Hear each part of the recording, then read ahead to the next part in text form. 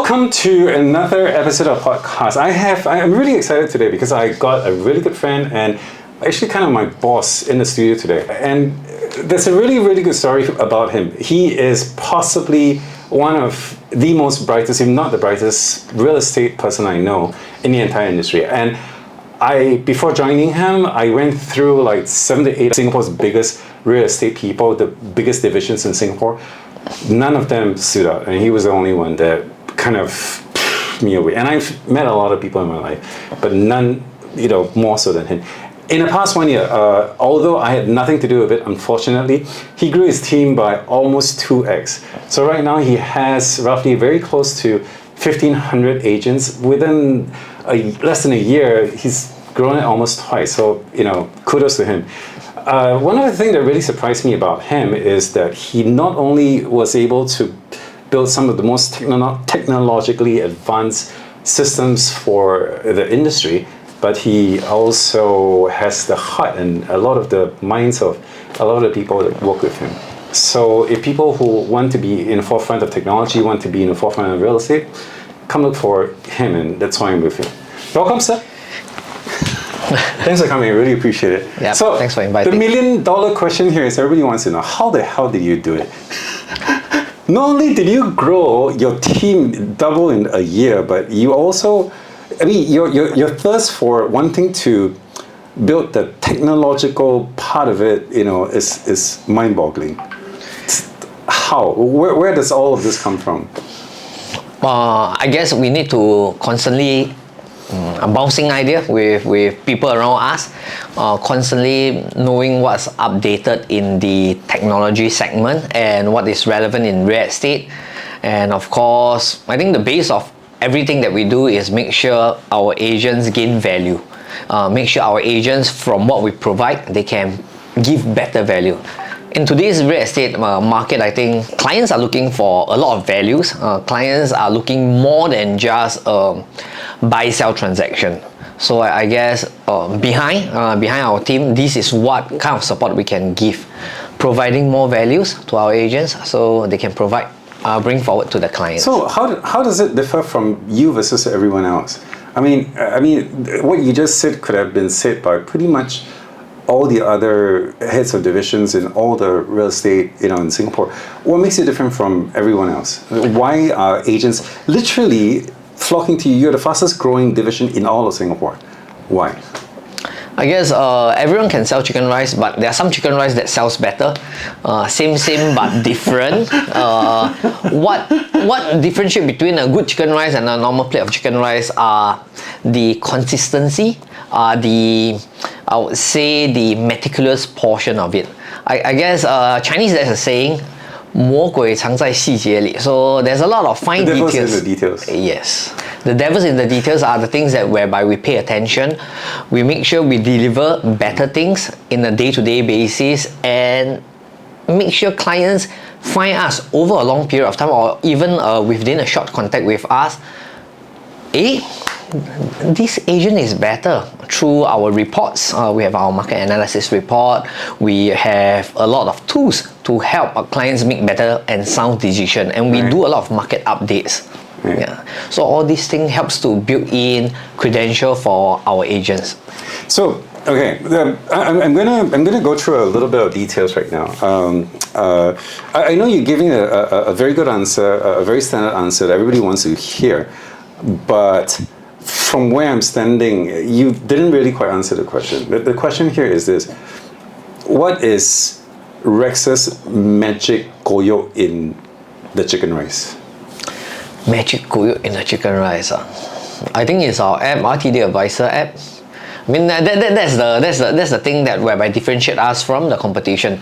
I guess companies all have their own apps. Yes. But individual teams do not have their own apps. So we look into different segments. Our apps not only provide the normal reports, the analytical portions, we provide the sales funnel, the beginning of the sales funnel for a sales cycle, which is lead generation.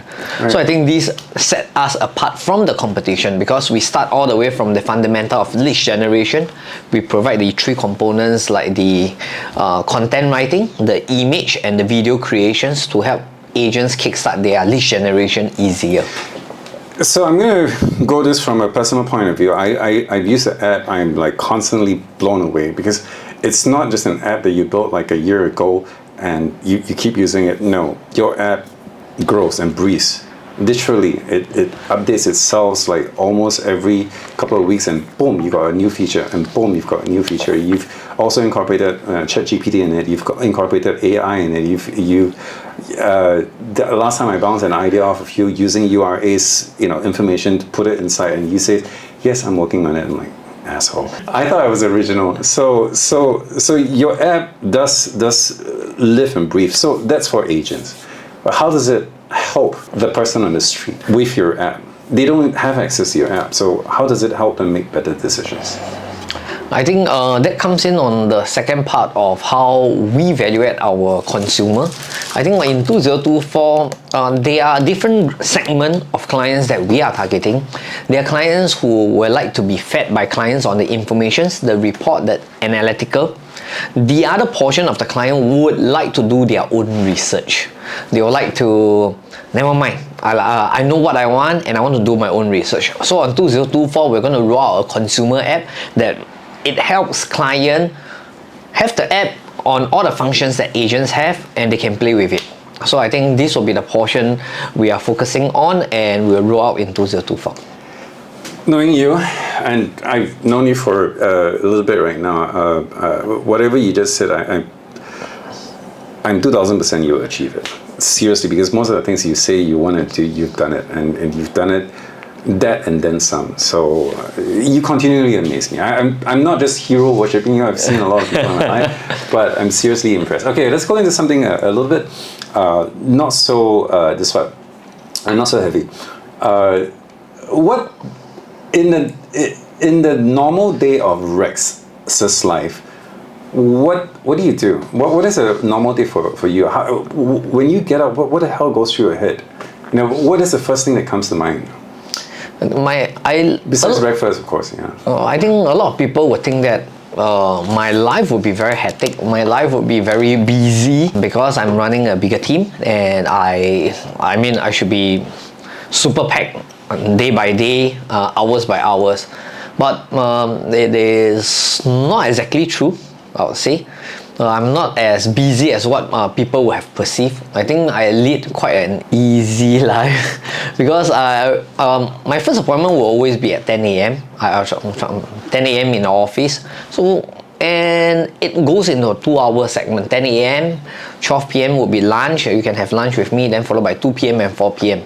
Boom, by 6 p.m. I'm back at home with my family. So it's pretty easy. Yeah, it's not. But you also run a lot of people. You have a team of people, not just in Singapore, but internationally. Yeah. You have a bunch of people that builds your systems for you, builds your media for you, builds a lot of content for you, and so on and so forth. Yes. So I guess the secret to time management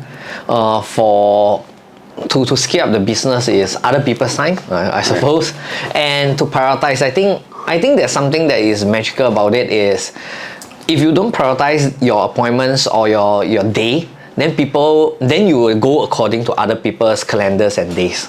So I have my routine on what can be accomplished on each day, and you will only fall into my slot of 10 a.m., 2 p.m., 4 p.m. This year in 2024. Yes. When you wrote a report last month, a 58-page report on what you think where the real estate market was going to be in 2024. Yes. Now, most people don't have access to that. So my magic quote, can you summarize where do you think Singapore's real estate market is going to be in 2024 this year? And I mean, just anything off the list. It's 58 pages worth of product. I'm putting you on the spot. It's 58 pages worth of information. I'm putting you on the spot right now. But can you give us the elevator pitch of a 58-page where the hell Singapore's market is going to be? I can give you breakdown into three portions, breakdown into three simple portions. The first portion we will talk about would be the interest rate. Right. Because what we have understand from the Fed rate is that some articles say that they're going to cut by 6 times, some say that they're going to cut by 4 times in 2024. But what you need to know for interest rate is that it will come down gradually, but not immediately. So right now we are hovering between 4 to 3%, but it will come down not to straight away to 1% next year. It will gradually come down over a course of 3 to 5 years. It will come down eventually. But while it's coming down, we need to take in the understanding on what has happened in the past. When interest rate comes down, how does the property market react? How does the consumer react when the interest rates fall? So on norm, right now in a high interest rate environment, if we are buying any property, be it high quantum or low quantum, what pull the clients or the consumer from committing would be the high mortgage installment. So this kind of pooling factor create a fear in the consumer, cause lesser transactions. So over the last 3 years, I'm not sure if you can show the graph or charts. You can see the volume actually dropped from close to 20,000 overall transaction units to right now, last 2023 as we speak, only left with around 10,000 transactions on the resale market.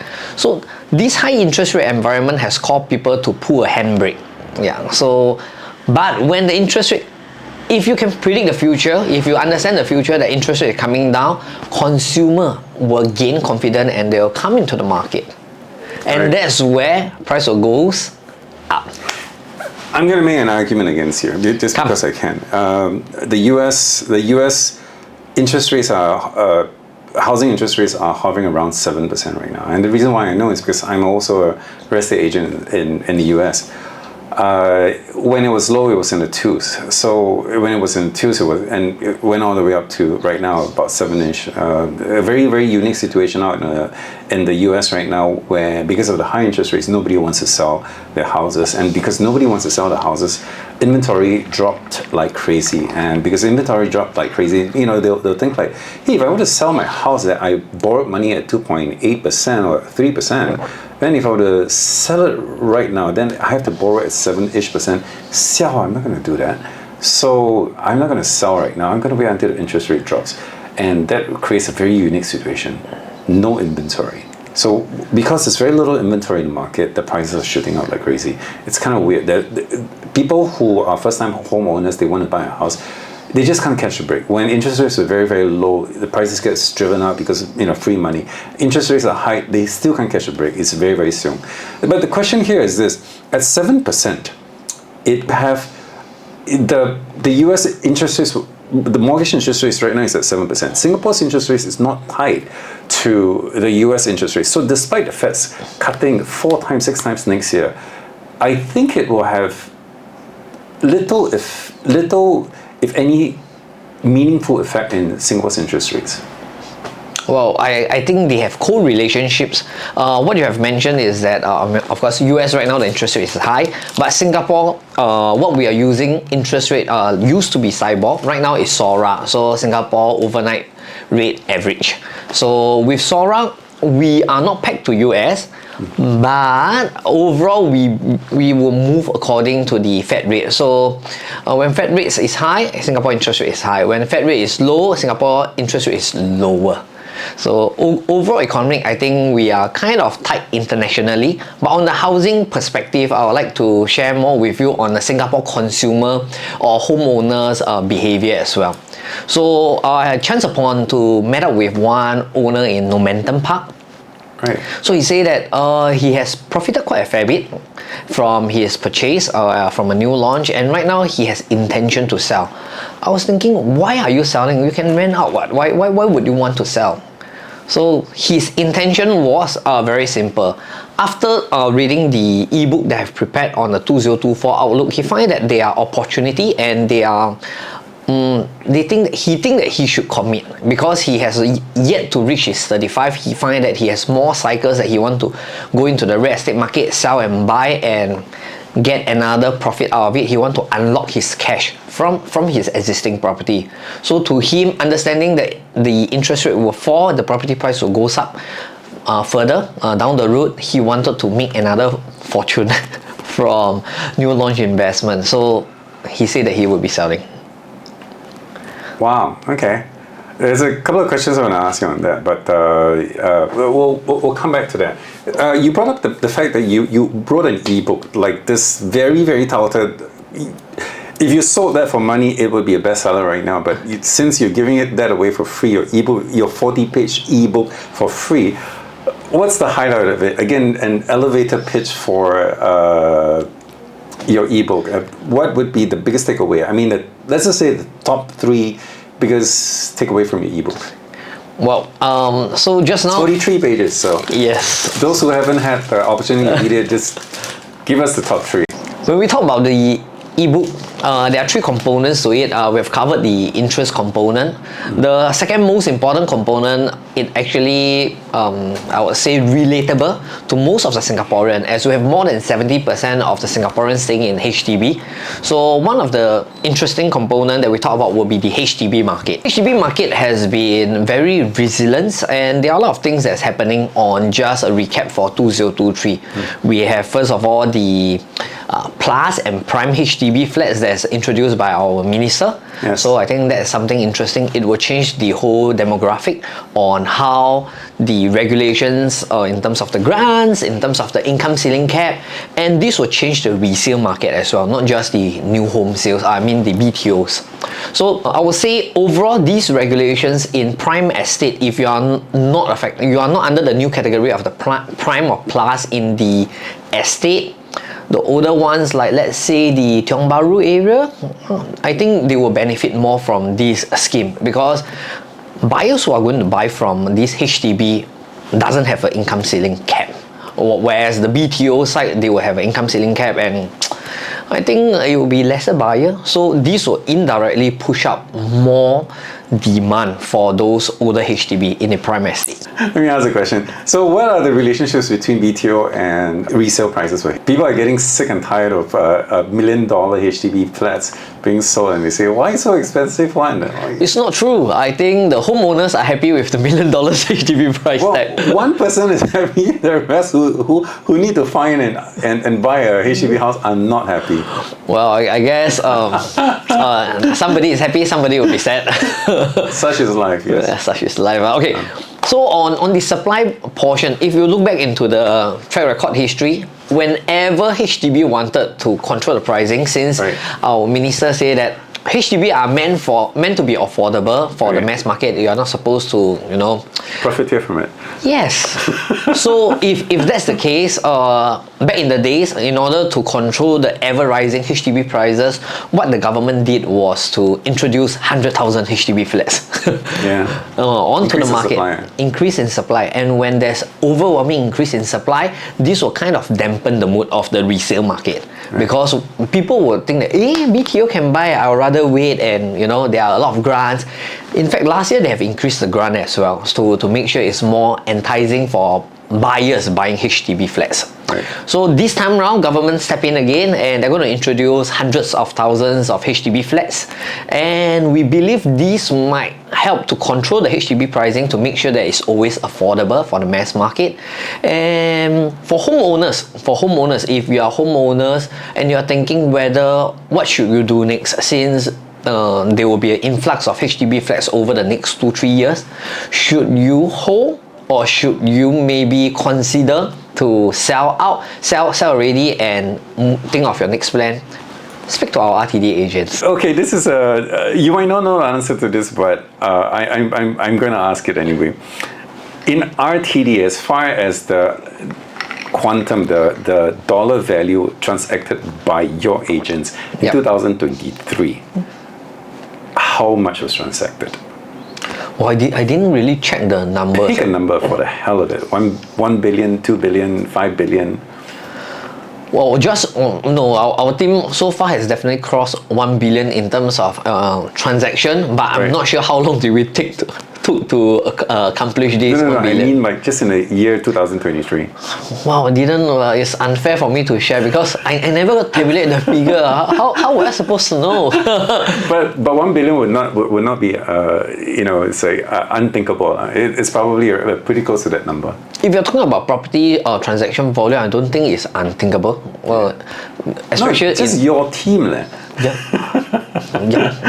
I don't think it's that unachievable, right? Right. Yeah. I have 1,500 agents.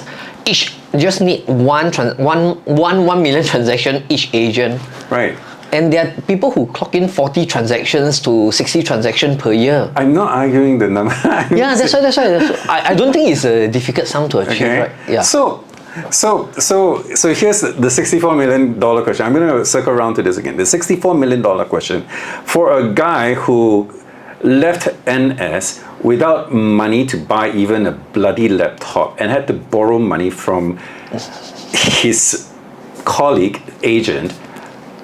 Today, after slightly more than 10 years, your team sells pretty damn close to $1 billion for real estate.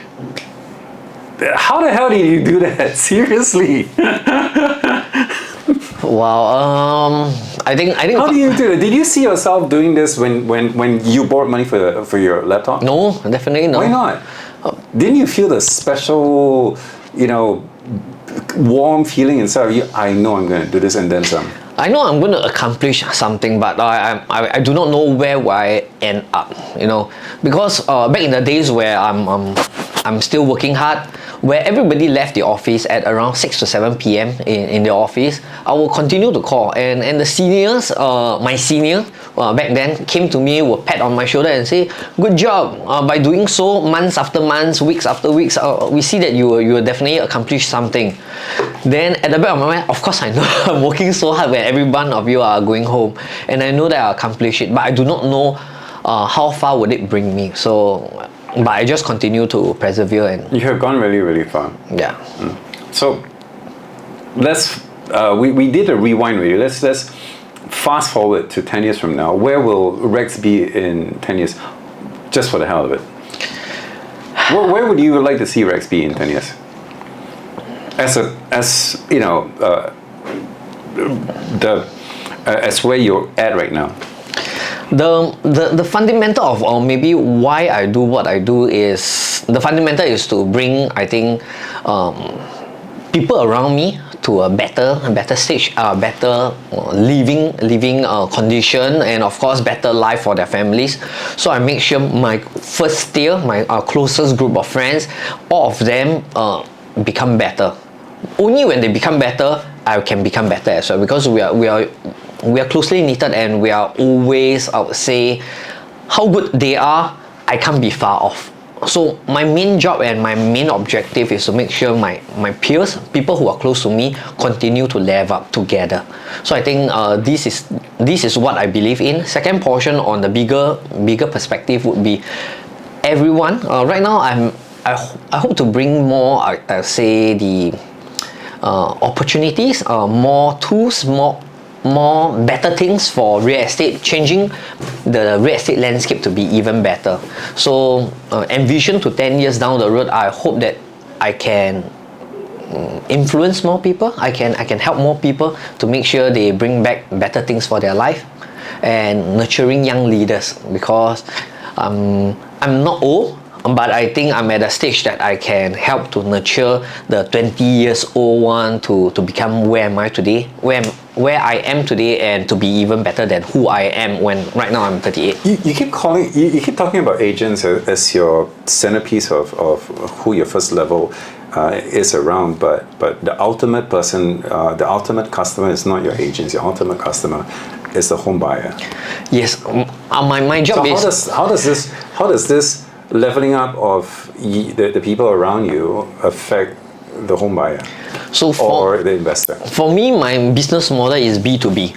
I'm a business owner, my agents are a business owner themselves, so it's a B2B. Correct. So I make sure the B2B relationship is good. Right. Then B2C is for the agents and the client. I cannot handle their clients, but I can handle the business to business partnership. So therefore, my main focus and priority will always be to the agents, not to the client. I don't speak to their client. Yeah, but you do so much more than that. I make sure my agents have an easier time with the client. Exactly, that's what you do. You build systems, you build tools, you build very, very clever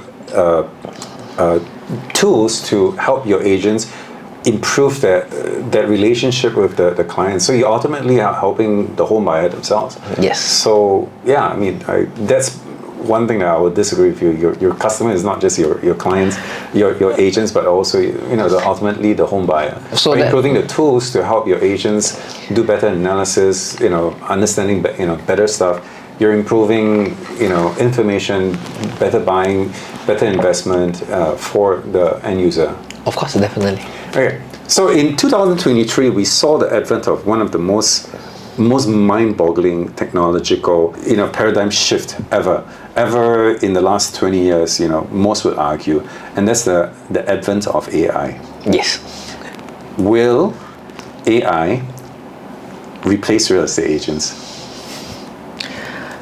Real estate, I would say, is a service-orientated career. So on AI portion, it helps to brings in, I think, faster processing in terms of maybe the writings for the reports, for writings for the, I would say, the tenancy agreements and stuff like that. But for AI to show houses, not possible, I think. Why not? You can view the houses online, but AI unable to represent the human touch. Because if you are buying a Ferrari, you need to test drive the Ferrari, and most of the houses in Singapore, especially the private homes, are more expensive than a Ferrari. They need the personal touch, the personal experience. They need someone to connect with them, and not just a robot talking to them. So I don't think in real estate perspective, they're basically not buying a commodity. They're basically buying a very emotional product. Yes. Other than emotional, personal touch, I think services and after-sales services, advisors, and all these things are something very unique. And these are the things that we will evaluate to our agents to make sure they continue to be relevant in today's market. Okay, so will AI, since you are the argument that AI will not replace agents, will AI help agents? A lot. Like I think on our recent CARE there's a report called CARE report, whereby the C represent the capital appreciation, assessment of risk, rental yield, or we call it return of investment, and the last one, exit strategy. After human agents input their research and thought process on a property, the AI can help to generate a report and a write-up on our analysis. So I think this is something helpful on the AI portion to real estate job. And of course, we incorporated our advertisement. There are projects that whereby required more creativity on images for running ads. Our AI able to help us to visualize that as well. So I think AI help us in many real estate perspective. And the latest one, I think, if you are shooting a house that whereby is very cluttered, the AI can help you to declutter the whole place. So all these are the useful tools that AI has helped to empower real estate agents to be more effective. All these things can be done previously, but right now with the help of AI, it shortened the time and we can serve more clients. The AI right now that is prevalent in 2023 is basically what you call a large language model. Basically your ChatGPTs, your bots, your Geminis, and so on and so forth. The technology is amazing. It doesn't change a lot of what computers can already do, or the databases. It doesn't reinvent any of them. It uses, in a very, very clever way, improves the connection between data and human beings. This large language model is going to set to increase, and it's going to throw in a lot more opportunities for not just for people, but also for agents and anyone else in the market. So it's something very, very exciting to look forward to. And therefore, I think what I believe in today's agents need to, I think equip themselves would be the adapting and always equipping themselves with the AI knowledge, So new knowledge, new So technology. this is one of the things that a lot of people in the market don't like. They are very pissed off with agents who are idiots. I became an agent because I thought agents were idiots. So now I can call myself an idiot. But where do you think that assuming there are idiot agents out there who are not very educated, but whose job is only to basically open up doors and show showings to people, is there going to be room for these agents, or are there going to be a class of super agents that will basically would know how to grasp technology, who would be able to give better analysis, and those people who refuse to improve themselves will be left behind, and you'll get a bunch of people who are like, hey, don't worry about it, let me go and then come up with really, really brilliant analysis for you, and very, very good ones. Where do you think the industry is going? Do you think the industry is going to move towards that, the clever agent? So a lot of people say that in 2024 the transaction has dropped quite a fair bit since, and there are people who doesn't do as well as compared to previously. But what we are seeing on today's market is that there will be a disparity on what you have just mentioned. The agents who are doing the easiest job, which is just opening doors, and they are getting little commissions, very little commissions. They even openly advertise at little commission. These are the agents that are going to survive first, okay, because they are the mass market. And the portion that whereby the high value agents that provide a lot of services and do a lot of things for the owners, they are the one that also survive in 2023 and up for moving forward to 2024. These two are the category that's going to survive. The in-between sandwich classes are the masses of the agents who doesn't want to provide additional service, who doesn't equip themselves with the technology, and the bottom tier doesn't want to go bottom tier on the commission, slashing, all these things. The middle sandwich class are the one that's going to suffer. Either, so now you need to choose.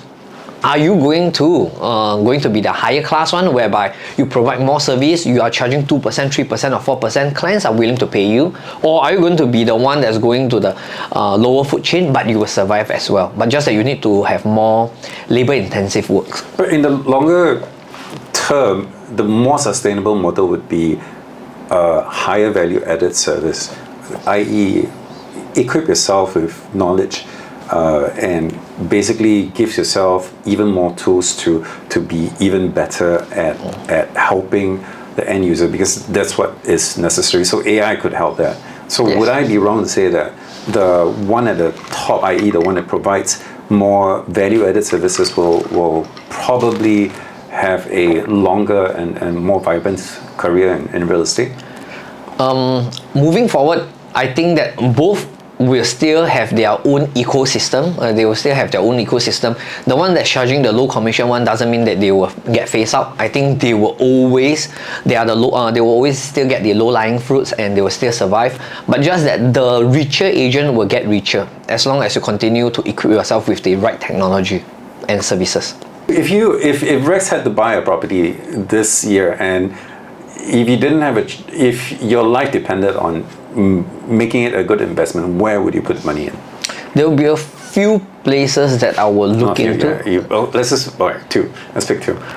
One that I will look into would be Chuan Park, because I stay around that location. Right. District 19, right? District 19 is nearer to Serangoon Brother area. So I think that is quite a mega launch in 2024, because they have 900 over units, and I believe this would be something that most people will be excited about. So I think this is something that I would like to know the launch price of this project, and I would like to know what's the layout like, how do they configure the whole site plans, what's the facing and stuff like that. And this is something I would definitely put my money in. That would be number one. The second portion on it would be Marina View Residences. I would like to do a comparison between I think Chuan Park is more on the OCR and the CCR portion, because on the CCR portion, Marina View Residences is a mixed development. It's a white site.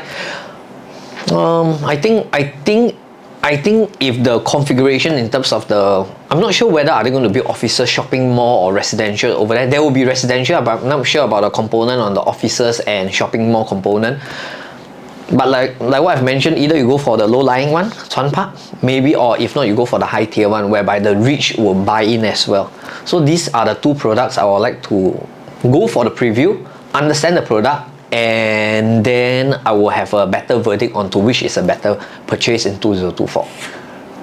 District 19 is not really up and coming area because there's not a lot of developments there. Would I be wrong to say that? I mean, when you compare it to, let's just say a place like the Greater Southern Waterfront, that whole stretch it will go nuts over the next couple of years, especially next year where a lot more land parcels will be sold for HDB sites, for Keppel, district area, and then you got a whole bunch of land that will be sold in that particular region as well, my guess, in the latter half of the year, I'm not sure when, for condo sites to be built around the area. And with the finalization of a lot of the ports moving over to Tuas Megaport, so that whole area is going to go nuts, in my opinion. Probably in the next decade or so, this particular area will see a huge rise. Versus Chuan Park, do you think that 19 versus buying, let's just say, Marina View is not too far off of GSW. So I'm trying to play opposite sides here. Yeah. Okay.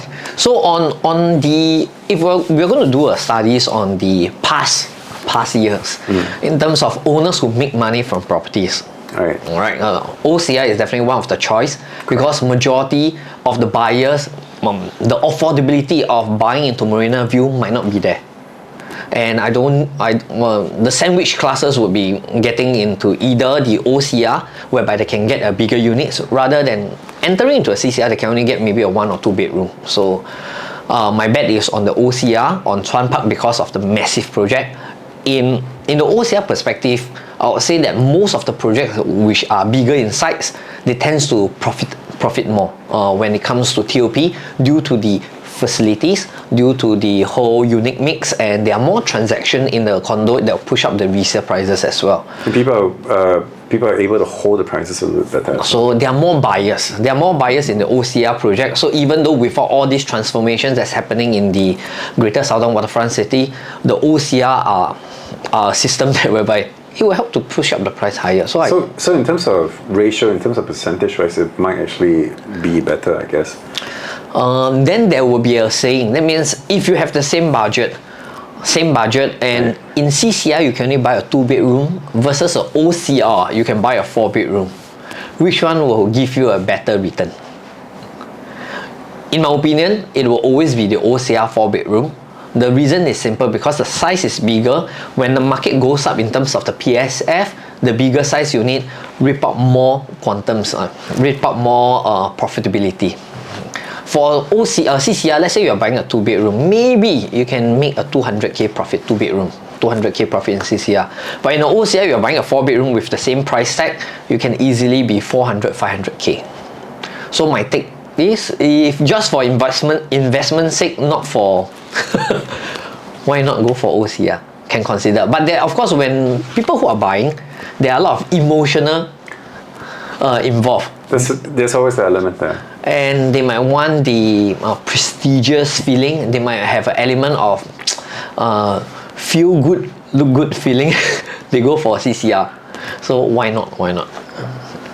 How about District 14 and 15 versus District 40, 15, Paya Lebar, Katong area, where when Paya Lebar Airport moves in 2030, would it be still a good investment? I mean, it's kind of early in the game right now, 2024, when you don't even know what the master plan is for 2030. I mean, you have a couple of nice videos that Lee Siang Lung put out, but we don't know the details or true details right now, and it's still some ways away.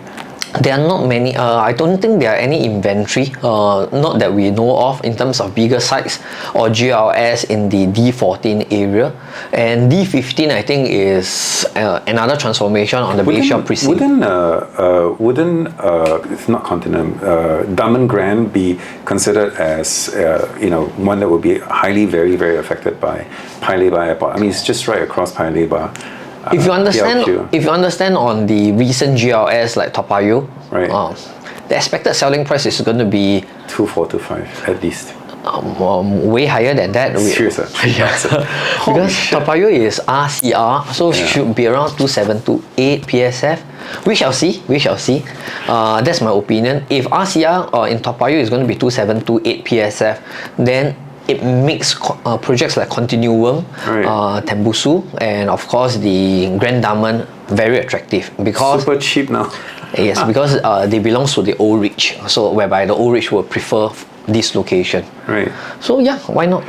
The new land price for the Toa Payoh site was ridiculous. It was 1,360 if I'm not wrong. So that's why the expected selling price should be 2,627 PSF. I'll give you a better understanding on the GLS for Clementi site. Based on the launch price, on year-on-year basis, they have increased tremendously on the land bid, and therefore resulted in a higher selling price. Clementi, if based on the land bid, they are going to sell at next year 2004 PSF, it should not come to any surprise. And if they're going to sell at 2004 PSF, that will bring the whole OCR price to the next level. Yes. And therefore, if you are seeing any OCR right now, the post launches that you have mentioned in the OCR area outside Central Region, I think anywhere between 2000 2001 is considered affordable, considered very affordable comparing to next year pricing on Clementi. Woodland is going to sell very expensive as well. That is the Champion Way. If I'm a new home buyer, I won't catch any break right now. And I think the person we have spoken to just now, I mentioned that who owns a Momentum Park, that was the reason why eventually wanted to sell the house, because understanding the future, they find that I might as well sell, cash out already, lock in again, and enjoy the ride on the price, rather than just hold on to my existing property on rental. Since the rental is softening because of the EP, the work permit passes. So I think you can show the slides. On the work permit passes is actually lesser. They are issuing lesser work permits. That means there will be lesser foreign talents or tenants that's going to rent out from you. And we are experiencing the rental market soften a bit, not as bullish as compared to the last 2 years. Do you think rental markets will go up next year? Yeah, based on, it will still go up, but not like 20%. They will just go up by between 3 to 5% based on Huttons research analysis. Next year? 3 to 5%. But I thought the inventory for next year will be very, very much lower. Lower than this year. But because of the EP, the work permit passes, there are lesser tenants that's going to rent from you. So even though there are lesser TOP units, we're expecting this will slow down.